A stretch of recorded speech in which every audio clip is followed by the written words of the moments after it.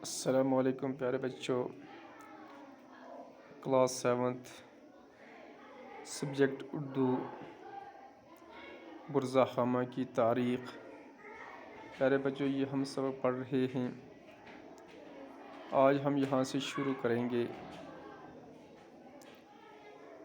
ابتدائی دور میں یہ لوگ مٹی کے برتنوں کا استعمال کرتے تھے کہ جب ان کا دور شروع ہوا، ابتدائی دور میں یہ لوگ مٹی سے بنائے جانے والے برتنوں کا استعمال کیا کرتے تھے۔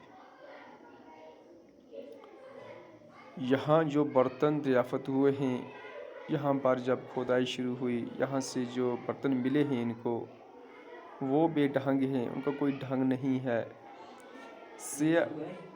سیاہ مائل رنگ کے ان برتنوں کی باہری سطح پر گھاس کی بنی چٹائیوں کے نشانات ہیں۔ سیاہ مائل رنگ کے ان برتنوں کی باہری سطح جو ہے پیارے بچوں، ان پر جو چٹائی ہیں ان کے گھاس کے نشانات بنے ہوئے ہیں۔ ہاتھ سے بنائے گئے ان برتنوں کو سکھانے کے لیے شاید چٹائی پر رکھا جاتا تھا۔ جب یہ مٹی کے برتن بنایا کرتے تھے تو ان کو سکھانے کے لیے یہ ان چٹائیوں کے اوپر رکھتے تھے۔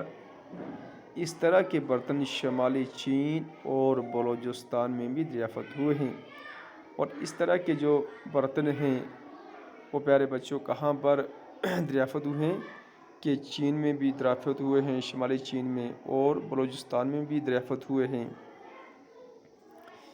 ابتدائی دور کے یہ باشندے مچھلیوں کا شکار بھی کرتے تھے۔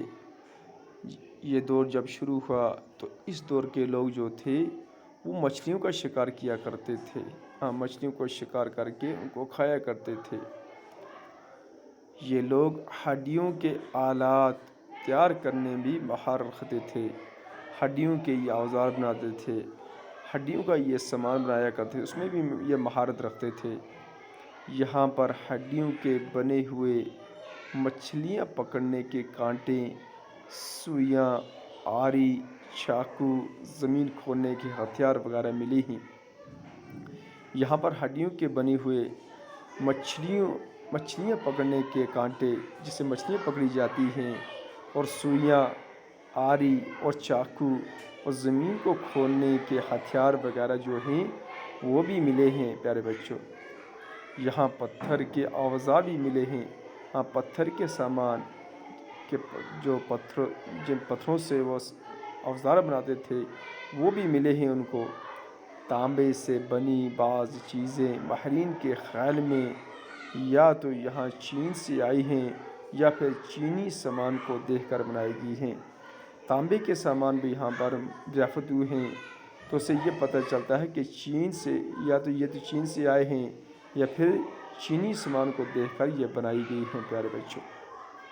پیارے بچوں، یہ تھا برزہ خامہ کی کہ کس طرح وہاں کے لوگ رہتے تھے، کیسے مکانوں میں رہتے تھے، کیسے برتن استعمال کیا کرتے تھے، کس طرح وہ مچھلیوں کا شکار کیا کرتے تھے، اور کس طرح ان کو پکڑتے تھے، کس طرح ان کو پکاتے تھے اور کس طرح کھاتے تھے۔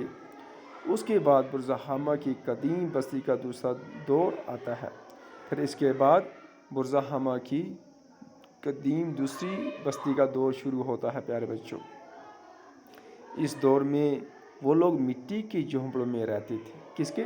پہلے تو گھروں میں رہتے تھے، اب وہ جھونپڑے بنانے لگے۔ جو زمین کی اوپر سطح پر بنائے جاتے ہیں مکانات، ان کو جھونپڑے کہتے ہیں، تو ان میں وہ رہتے تھے۔ کچی اینٹ کا استعمال بھی کرتے تھے۔ کس کا؟ کچی اینٹ کا وہ جھونپڑی بنانے کے لیے بھی استعمال کرتے تھے۔ زمین میں کھمبے گاڑنے کے نشانات سے پتہ چلتا ہے کہ زمین میں جو کھمبے گاڑے جاتے تھے ان سے یہ پتہ چلتا ہے کہ لکڑی کا استعمال بھی تعمیری کاری میں ہوتا تھا۔ کس میں؟ وہ مکان تعمیر کرتے تھے یا کوئی اور چیز تعمیر کرتے تھے، ان میں لکڑی کا بھی استعمال کرتے تھے پیارے بچوں۔ اب زیر زمین گڑھوں میں رہنا لوگوں نے ترک کر دیا۔ جب دوسرا دور شروع ہوا، اس سے پہلے کہ جو لوگ تھے وہ گڑھے نما غاروں میں رہتے تھے، اب انہوں نے ان کو ترک کر دیا ہے، ان گھروں کو چھوڑ دیا ہے۔ اب زمین کی اوپری سطح پر وہ اپنے مکان بناتے ہیں، جھونپڑے بناتے ہیں اور اس میں رہتے ہیں، اور ان کی اوپری سطح کو ہموار کر دیا گیا اور جو ان گھڑوں میں مٹی بھر بھر کر ان کی اوپری سطح کو ہموار کر دیا گیا تھا۔